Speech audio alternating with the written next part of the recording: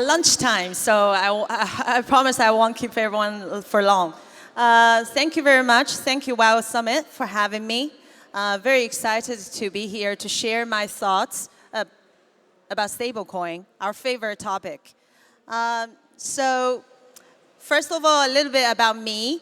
I'm a typical Web 2.5 person. I came from payment. I spent 10 years with Alipay. I had the luck to witness the exponential growth of fintech in early 2000, and then I was lucky enough to also experience a few cycles in crypto. So at RD, I have the luxury to blend my two passions, which is payment and crypto. So what does RD do? We are a group of businesses that we blend everything together, all aiming to bridge the wonderful worlds of Web 2 and 3. So we run a business, a RD wallet business, which is a SVF licensed digital wallet for businesses, and we're open for businesses around the world, including Hong Kong, overseas, and offshore entities. No matter where you are, we can open our RD wallet account for you, which is a fiat account. And we're also looking to launch a Hong Kong dollar pegged stablecoin, and we aim to be licensed and regulated in Hong Kong. And I will talk a bit more about why we're building this stablecoin. And finally, we have all of this is powered by our 100% digital and remote onboarding eKYC tool, which we call RD Easy Link. So all of this form an ecosystem that we aim to use to leverage to bridge the world of Web 2 and 3. So why do we need the bridge? Web 3 is wonderful and is inevitable. I believe everyone here agrees. But Web 2 is here to stay. So these two parallel worlds needs to talk to and interact with each other. This interaction is also inevitable. Actually, it's happening. Lots of traditional assets, traditional institutions are entering Web3 as we speak, and also with the largest wealth transfer happening in history, the younger generation is actively driving this interaction. So we need a bridge to connect these two worlds. And a stablecoin, especially a fiat-pegged stablecoin, is a bridge that will connect these two worlds. So let's take a look at the current volume of stablecoin. I believe the audience today knows the importance of stablecoin in and out. But I want to share a few other insights about stablecoin. So as of yesterday, we all know, right? As of yesterday, stablecoin volume stands about 150 billion US dollar. So that's big, but it's compared to a lot of traditional asset market, it's small, right? But we're still very happy to see that in 2022 alone, stablecoin settled over 11 trillion on chain. That dwarfs a lot of existing large payment networks, as you can see here. And actually, stablecoin volume today is not very closely correlated to the on-chain, to the trading activities. As you can see, actually, it has very low correlation.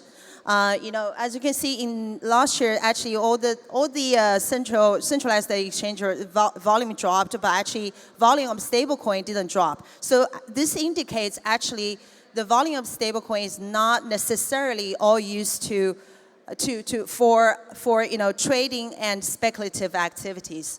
And I have more data to show for this. So among the active addresses holding stablecoin, about 75% actually only transact less than 1K per week. So these active addresses is about 5 million addresses. And among the 25 million addresses that hold more than $1 stablecoin, more than 20 million addresses only hold $1 to $100. So that means this massive amount of small amount holders actually means there's a huge potential for stablecoin to solve the financial inclusion problems we have today. So what about the future? We had a report last year by a famous research company that predicts the stablecoin market is going to reach 3 trillion in the next 5 years. Our prediction is a little bit more conservative, which is 1 trillion, just taking into consideration of the progress of regulatory clarity. And more importantly, so right now, non-US dollar stablecoin only accounts for less than 2% of the total market cap of stablecoin. And this percentage, we predict, is very likely to achieve 40% in the next 5 years, which is more on par of the traditional fiat currency market. So why? Where does this volume come from? So a few factors, right? One is the crypto market itself. So this includes DeFi. So this market is growing exponentially as we speak, and I believe the audience today knows this very well. And also the payment use case, and I will talk a bit more about why this is an exciting use case for stablecoin. And third one is the RWA. The exciting new prospects presented by RWA. And by the payment itself, we already see that by 2028, the volume settled for payment by stablecoin will reach $187 billion. So as a stablecoin that's looking to be regulated and licensed in Hong Kong, our primary goal first is, of course, to service the crypto market in this region. And we all agree that this is a very exciting market. This market is estimated to grow more than 8% annually and reach 250 billion by 2028. And last year, there's a report saying that more than 9% of the global OTC volume happens in Hong Kong. So this is a very, very massive and lucrative market. And here, to support that growth, we need a credible, transparent, and compliant stablecoin. We all know what happens, and the last panel talked a lot about this. We all know what happens when we put our money with, players that we don't trust, right? So a credible, transparent, and compliant stablecoin is needed to drive the sustainable growth of this crypto market, especially in this region. And about payment. So cross-border payment is growing as we speak by 43%.